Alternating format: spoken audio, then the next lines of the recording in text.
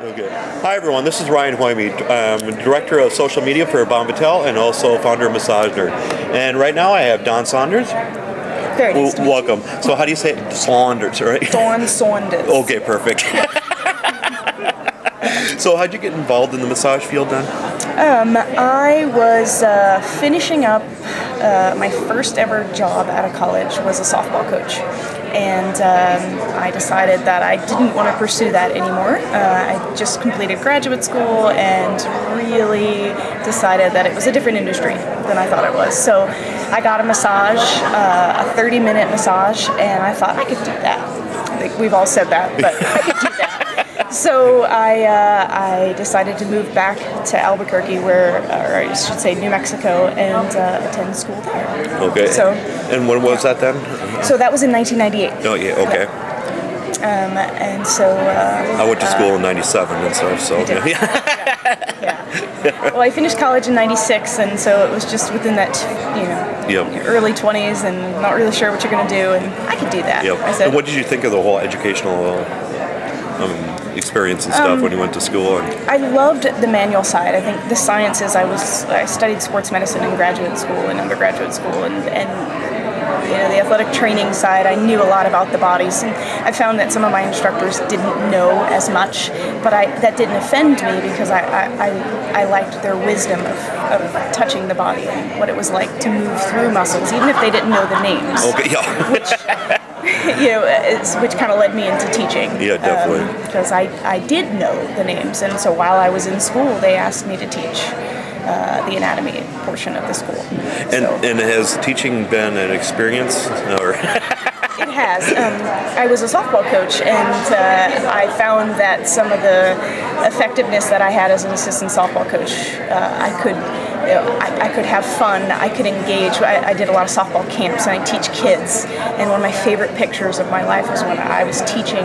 There were 80 kids in the audience, and every single one of them were looking at me. And I thought, I've got to keep people's attention. And so I have fun. I enjoy making anatomy fun, and always have. So once I learned that I was an educator, but I was an entertainer, that became pretty important to make sure that I held them accountable, but at the same time made it fun. Yeah, and for myself too, I taught for 11 years and just recently quit and stuff, and I love teaching. Yeah, I can tell. Yeah. I've seen your videos. Yeah, it's fun. Yeah. Yeah, my students, I kept humor in all the time and stuff, because even if they had their crabby and stuff that day, I tried to... humor wins them over, it seems. Yeah, and there's no lesson plan for humor. I think it comes out, you try to appeal, you certainly try to sway your jokes. I'm sure I told some terrible jokes that I probably shouldn't have. But I tried really hard to keep them awake, because the sciences are harder to teach, I think. I've always felt like it takes a certain level of capture to teach something that they don't. Chemistry, for example, is one of the hardest to teach. Yeah, and some fun things I have in my classroom too is I don't allow them to swear at all. But the thing is, if they want to swear, they have to use medical terms. So they keep thinking of new medical terms. Steal that one. Yeah. And what's your current position now?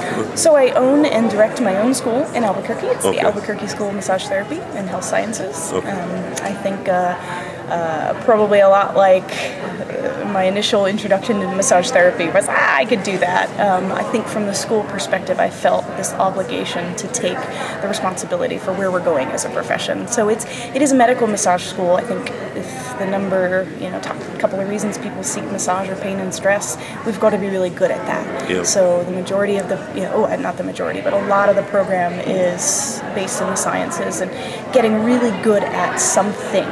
And then when you're done with school, you can branch off and learn, I don't know, how many different types? 85 documented forms of massage in the literature. And then there's Ryan's massage, Dawn's massage. Yeah, exactly. So I think if you're really good, not at Dawn's massage, but if you're really good at relieving somebody's pain and stress, Yep. you can be all right and succeed in this business. Because I think I've seen so many people quit early and it's bad body horrible. mechanics or terrible business skills, and terrible is a bad word. But so I felt like I could take that on at a relatively young age because I'm here for the long haul. I was inspired to stay in this profession from a number of people that are at this conference. I attended the first ever research conference, and it happened to be in Albuquerque. And I didn't think I fit in the profession prior to that. I thought I was just weird. And when you're weird, you don't necessarily, you kind of feel isolated. So a lot of my colleagues at the school that I taught at previously, they kind of thought I was weird. So owning your own school is a lot of fun because you're weird and it's your world, and people like you for your intention, and honestly, I think people see the intention. We all have. Definitely. That we'd love to see this profession move forward. Yep. And how do people get a hold of you then? So abqschool.com is my website. Okay. And I would say that I have a pretty decent website that I'm always messing with. So that's an easy way. So you do a little bit of everything. Yeah. I do everything. I did do my own website. Okay. I've had several people, even in our industry, comment that it was a good website, and I thought, God, I've spent hours on that thing. So it's a lot of fun though. Okay. abqschool.com. Okay. It's a pleasure meeting you. Very nice spending time with you, Ryan. Thank you. All right.